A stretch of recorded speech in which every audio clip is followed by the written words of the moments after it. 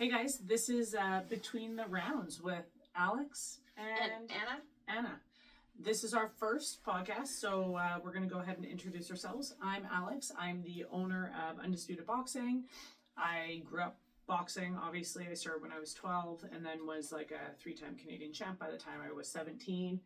And then moved to Calgary and didn't want anything to do with boxing, and then kind of found myself a couple years later back in it. And then now I have 2 Undisputeds, and they are doing pretty well, pretty successful, and here we are. So I have a love of boxing and everything, like nutrition, fitness of all aspects. I feel like kind of grown with the industry. So yeah. As you know, my name is Anna.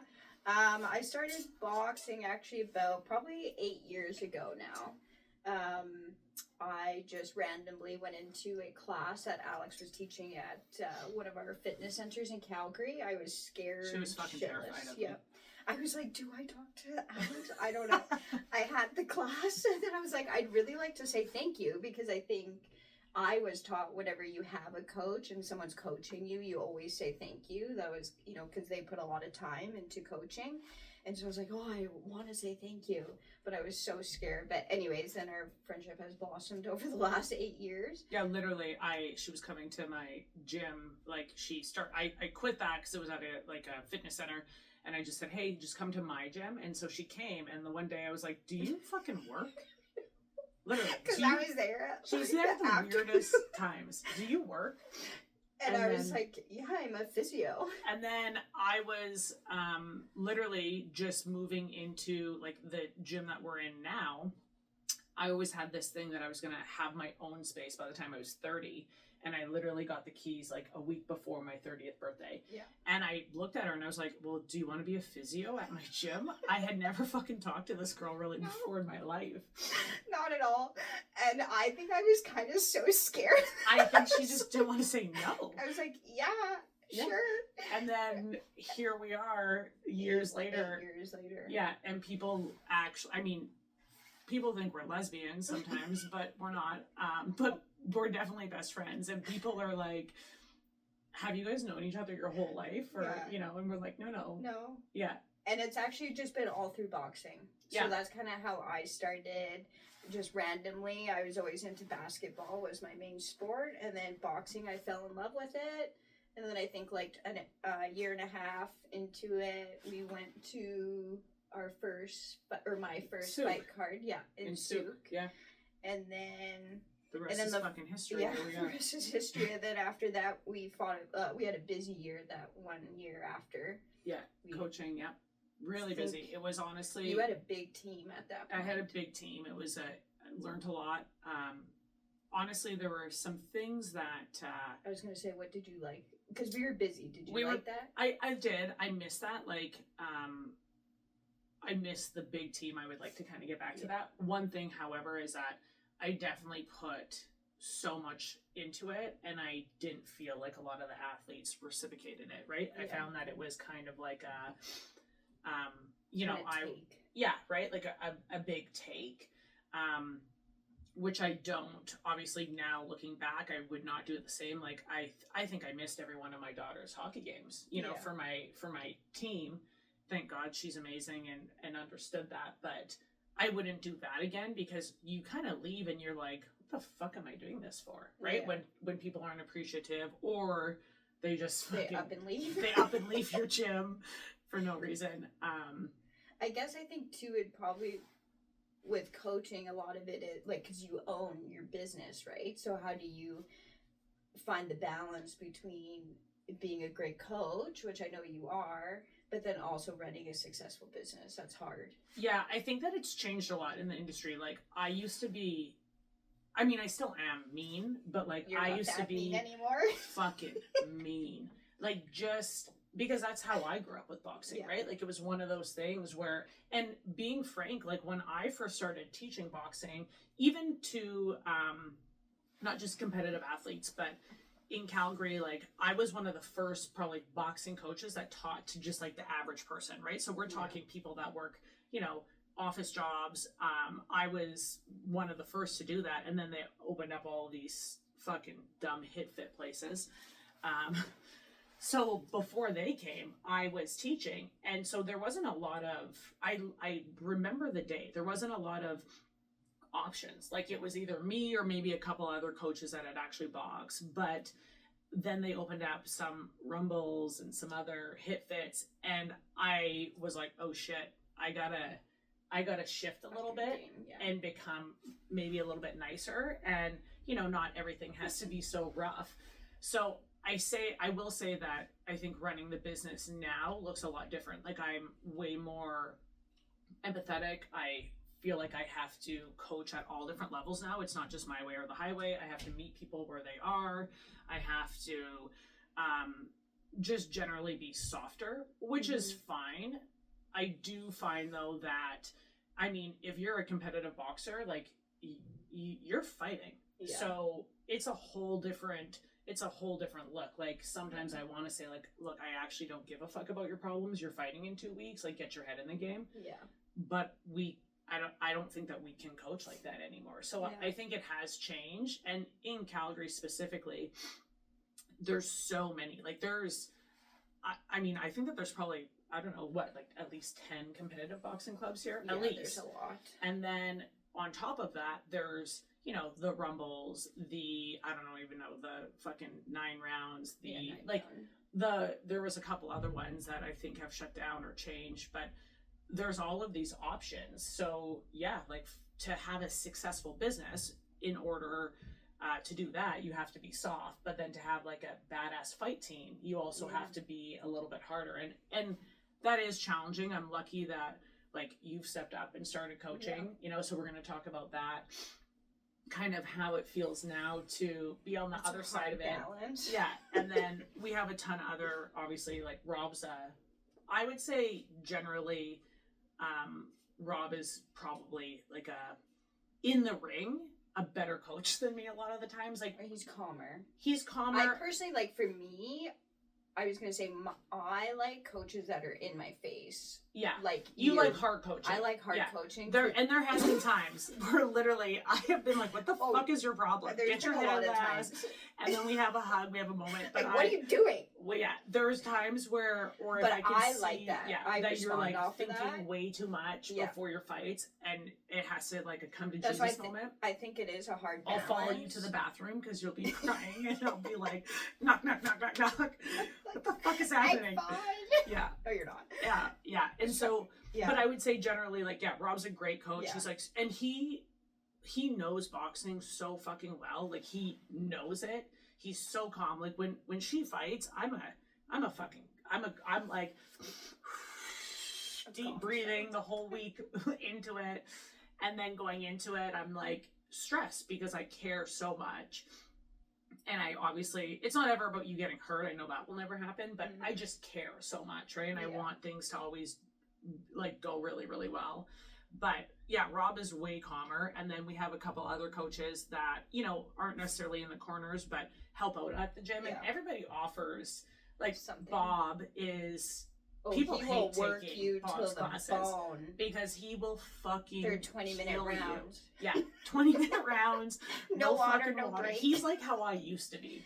And I like that. I love like it too, because I'm like, you fucking do that. People hate, like, they love it, but they hate it. And then, again, we have a couple other people that, help out a lot. Mike Wong has done a lot with the conditioning. Yeah, he's done a lot. He's helped athletes. He's like a silent killer. He knows, like, the counter punching game. Sometimes he doesn't like to share it though, because then he gets in there and spars them.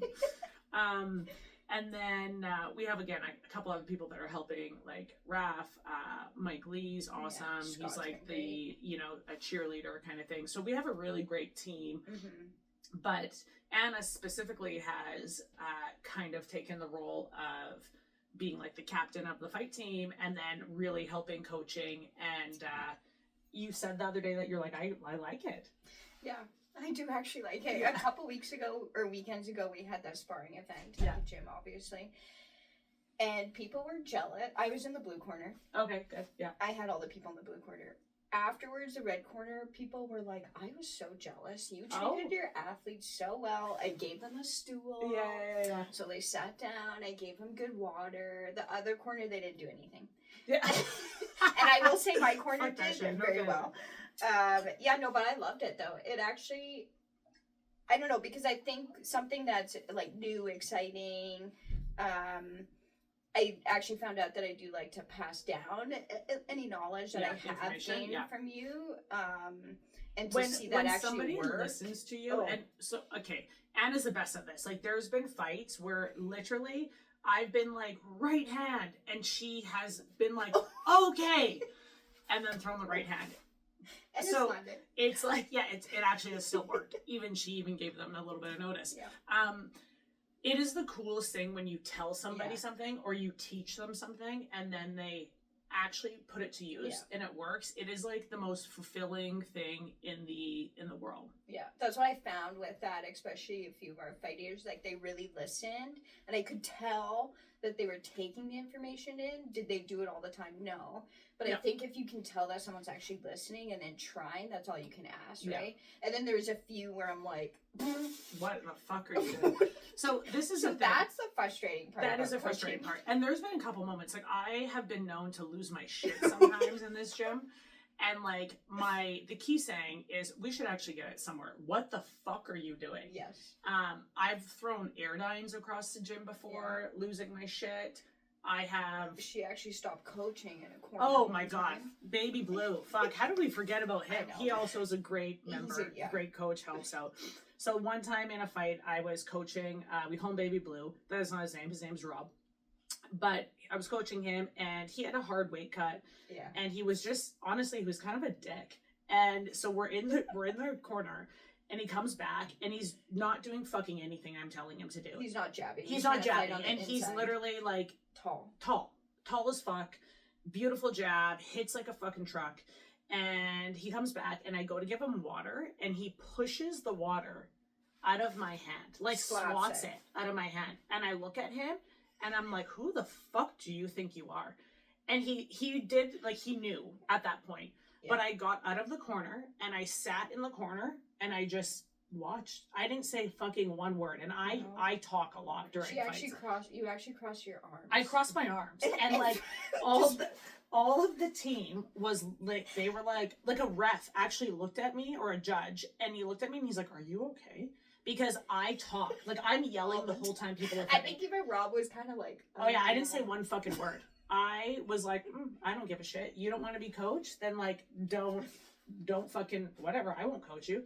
Anyways, he was mortified afterwards, and then he drove home with you. Yeah. And he, what did he say? Like, oh, he was like, I really messed up bad. Like, do you think Alex is like gonna have me in the gym still? And I'm like, yes, I think you just need to talk to you need to just apologize. Anyways, Baby Blue, fucking love you. We remind him of it. We remind him of it all the time. The funniest thing too is he is the nicest guy, and he would never do that. Oh my god, the nicest, There's kindest other human. people that would. For sure, and they've never done it. No, but he has. Okay, so kind of switching here a little bit. So what is your like favorite coach in any sport? Favorite coaching memory? I've actually been lucky. I've had quite a few good coaching people. Basketball, I had specifically. Oh gosh, I had quite a few good ones. I'll say these two girls. I was in grade 11. They did our spring basketball. They were just super fun, strict, pushed you super hard. Expected nothing other than the best from you because they knew that you could do it. Yeah. So it was not, and then when they did compliment you, it was kind of like you, right? For you, or with me is you know what I can do. So if you're not seeing it, you get annoyed. But then when I do something and you compliment it, I know that's actually I don't what it is. I don't believe in handing out. I mean, like, you'll know here. Like, if I will never say good job to somebody. No, unless you're actually, like, Unless we need a little TLC for some people. You have to be really special. Like, I mean, but I won't say... Or unspecial, though. Yeah, no, you are. But I'm talking No, but I'm saying sometimes... Or, like, special. Like, right. You know, like, and then I might be a little nicer. Because I was always told, too, like, if coaches don't actually give you advice or feedback, they don't actually believe that you can kind of get there. Yeah, I just think, like, I won't hand out fake compliments at all. Like, I'll say, like, that looks... all the time. You come to my class and people are like, I can't believe you talk to, like, I love all of my athletes and all of my members, most of them. Like, there's a couple that I probably don't like, but most of them I love. But I'm like, you look fucking retarded. Like, you look so stupid right now doing that. You are so bad at this. Because then when they do it right and I say like, wow, you actually look really good or you've improved, it means so much more. Yeah. I don't believe in that. And I also think that, like, I believe that if I want my clients or athletes to do something, you need to do it. I lead by example. Like, that is the one thing, is that at this point in my life, it's not always going to be like that. Like, when I'm 60. When you're 80. Yeah, right? And we're still working. 80, I fucking hope I'm not here, to be honest. But, I'll drop in. I'll be in the retirement home. Yeah, but... when I'm older, like, there's going to be things I can't do, but you better believe it. Like, I think part of it is that people know, like, will know, like, I fucking do it. Like, I'm out there running with them and being truthful. And she has no fight coming up. Like, really, like, there's no actual reason to. No, really. Like, I could be in the vehicle following, but I'm out there doing it with them, and I'm, lifting, and I lead by example, food-wise, nutrition. If this girl has to fucking weight cut, I'm weight cutting with, like, I think that those are all things that are important for coaches. I understand that changes at some point, but I can't fucking stand when, they're, and parents. How do you feel about coaches who have never been punched in the face? Oh, fuck. Okay. Here's your combo. Yeah. So... boxing, right? Like, and there's a lot of them. It's a combat sport. You are training somebody to get in the ring and to fight and to receive damage. Yeah. I cannot manage when there are HitFit trainers who have never been punched in the face. Yeah. I actually think it's so irresponsible. And I get it. Like, people will say, well, it's for fitness. Okay. Sure. It is, unless you're advertising that you're a boxing... I mean, so call it like a, I don't know, like it... Call it like you're a HitFit instructor then. You're a HitFit instructor. And if the word boxing pads. is in it, you're throwing hands. I just think it's irresponsible. Like, my daughter plays hockey, and so I can't play hockey. I can't fucking skate. I would never, even if it was for fitness, I would never go and teach hockey. Like, I would never advertise if I could learn how to skate. I would never say, oh, hey, I'm going to teach hockey. Even if I did, like, it's retarded to me. Yeah. But you have HitFit coaches that are teaching boxing. And then, frankly, they call gyms, like here, and they say, like, hey, can I come in and spar? Thank God our gym is super kind, meaning, like, we always kind of assess the situation.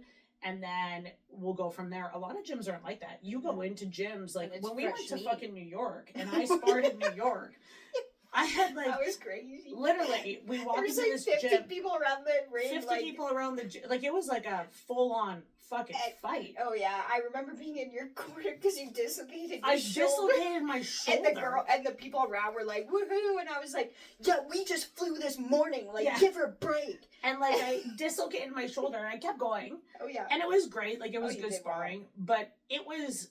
like a fresh dog meat, eat dog, fresh meat. Let's see what this fucking girl can do. Our gym is not like that. That's not the case here, thank God. But so you'll get these people who have done boxing, right, at a HitFit studio, and they'll come in and they'll box, and I'm like, yo, this is dangerous. Or you'll get these athletes that will train for 3 months, and I've had lots of them in here, and they have trained with me, because I mean, they come in and they'll train, and they'll have a fight in 3 months. Being honest, I don't love it. I feel like it's a lot of those charity events, kind of, right? I feel like it's irresponsible. I don't think that it's safe necessarily, and you know, you have a crowd screaming like, you know, knock this person out or fucking kill them, and I'm just like, yo, this is a dangerous sport. So I can't stand hip fit boxers. Like, I'll have some that come in to rent the space and they'll say, well, this is where I worked before, and literally my face changes. I'm like, ugh.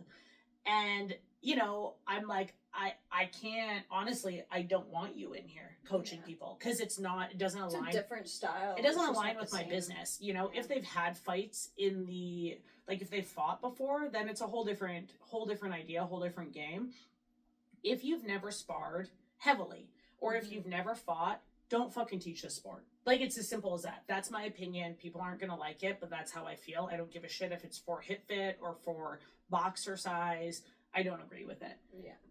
And then, you know, moving past that, like with other sports, again, my daughter plays hockey. She plays, I would say, high level hockey. And, you know, sometimes there's like parents on the sidelines, you know, screaming at their kids to fucking skate harder or to skate better. And I look at them and I'm like, when's the last time you were out there? Oh, yeah. When's the last time you went for a fucking run or a walk? I was going to say a walk. Yeah. And they're like yelling at their kids. I'm like, you have no idea. That for me, the whole idea of that is that unless you can do it, like, shut your mouth. Yeah, you don't have really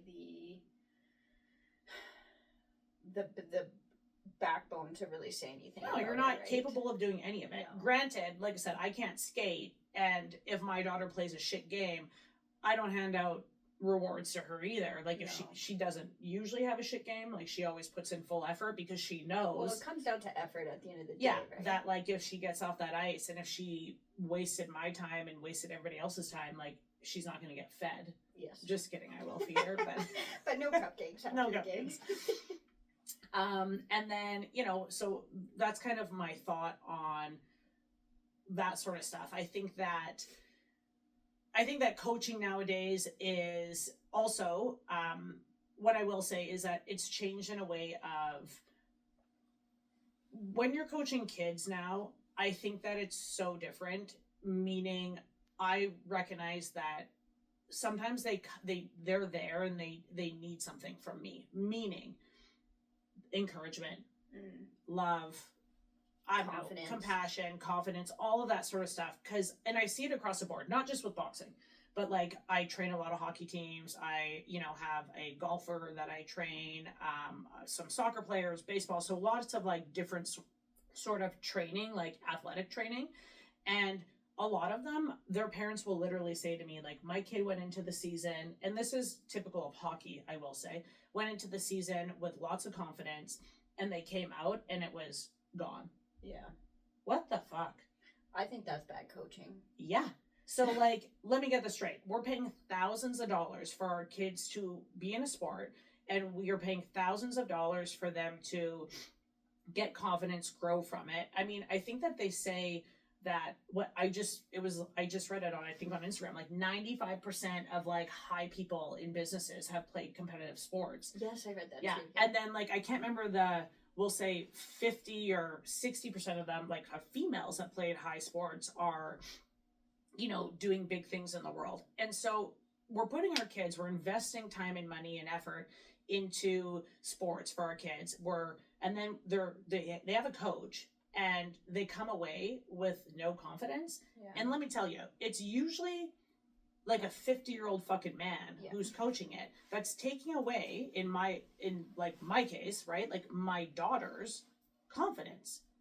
What the fuck, right? And this has happened the last couple of years. I will say this year, her coach was really good, fucking incredible. Kind of like, you know, you'll have one really good dog in your life. That's like coaching. You'll have one or two really good coaches in your life, and then that's it, right? Like, you're gonna get shit for the rest. And so I said to her, and I said, this one coach is that coach. Yeah, is the fucking Dexter of your life. And so, anyways, but it's like this thing across the board where youth are coming in, and they're saying, and in boxing too, like, I'll hear it where it's like, oh, like, you know, like, I didn't feel good, or like, I didn't learn anything. How the fuck are you not learning anything? You've been in the sport for a year. We get that all the time. But it's like, these coaches are not coaching. So what do you think would make a coach make someone feel less confident?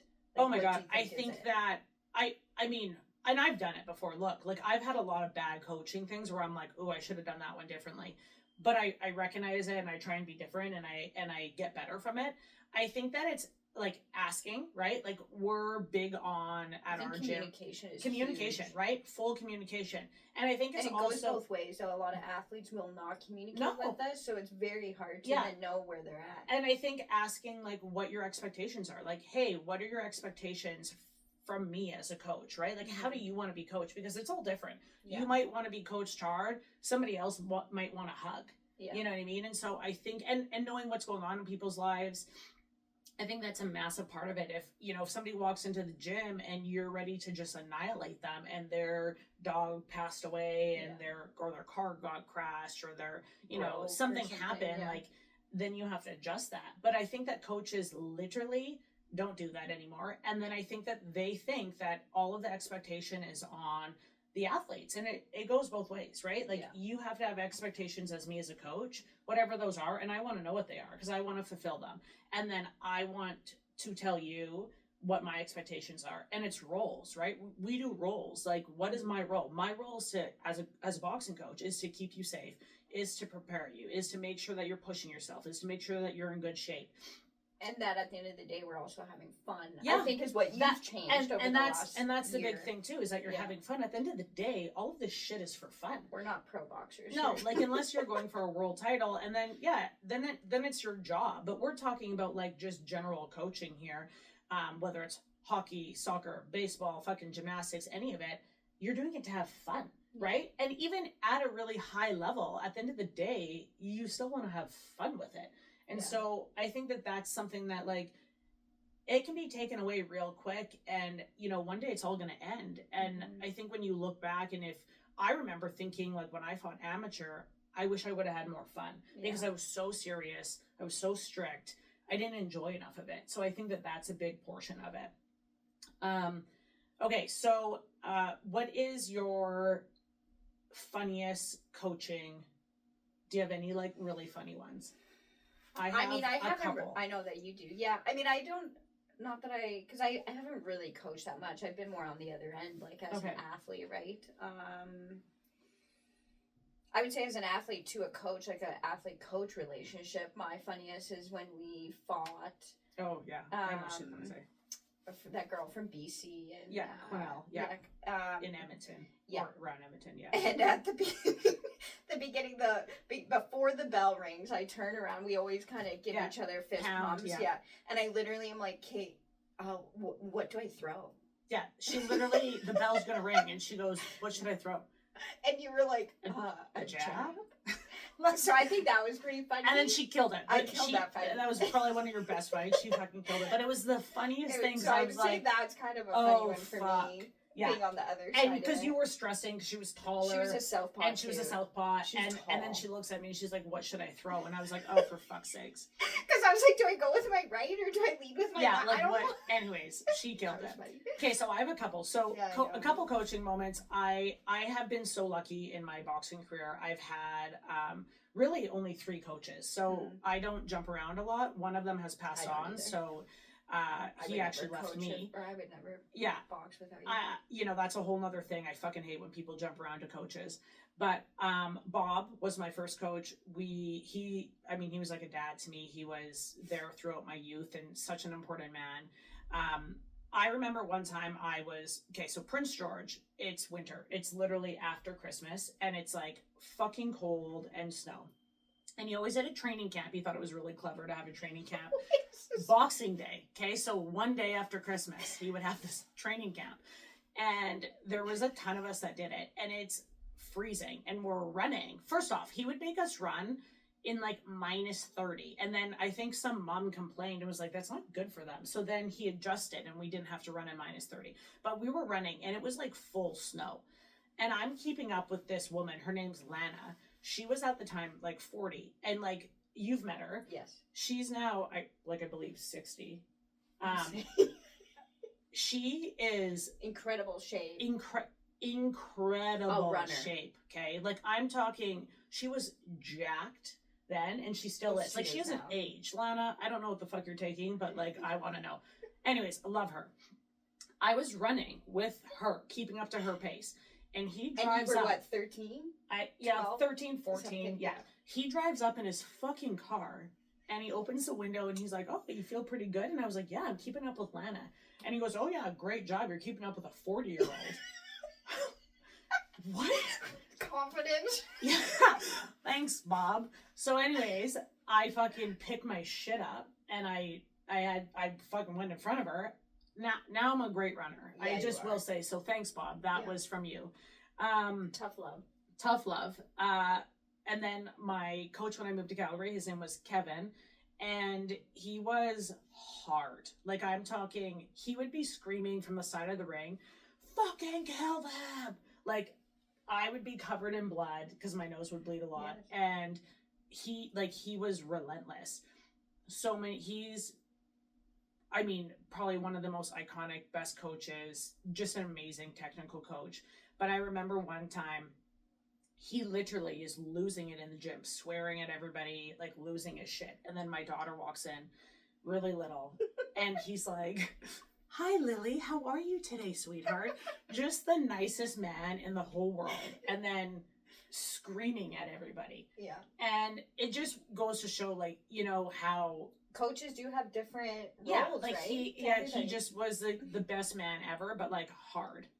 And then now my current coach is Dale Brown.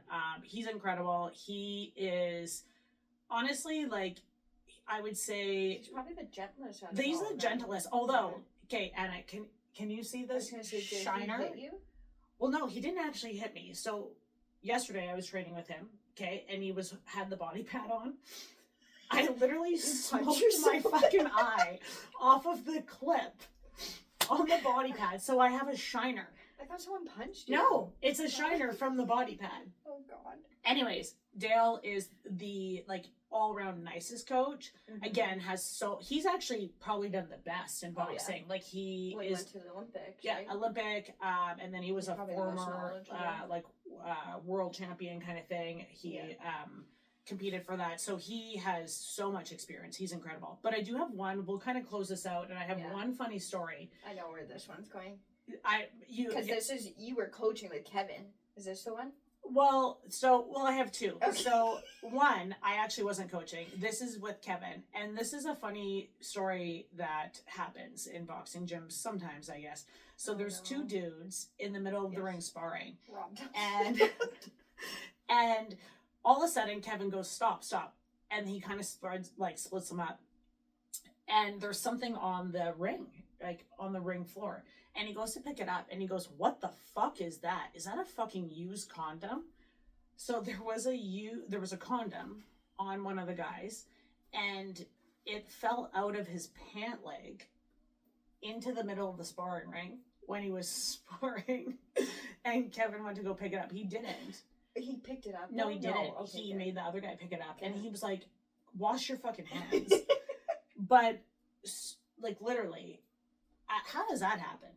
How do you forget to take that off? And then go right into warm-ups and also, yeah. Were you in the parking lot in the car? Like, what was happening? CBC. Right? Anyways, so that was one fun story. And then another funny story was I was in the corner at Nationals with Kevin.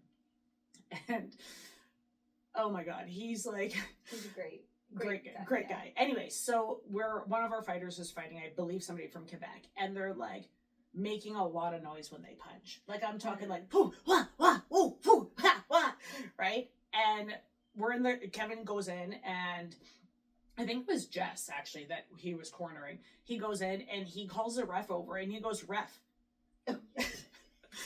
that boxer is distracting my boxer by all the noises. Can you get them to keep it down?" I love that. That's like tennis players, right? Literally, yeah. Literally. So the ref goes over and says to the Quebec person, "Can you keep your sounds down?" I've never heard of that before. Ever. Yeah, no, neither have I. There you go, Kevin, standing up for his fighters. Standing up for his fighters. That's a good coach at the end of the day. At the end of the day, that's what it's all about.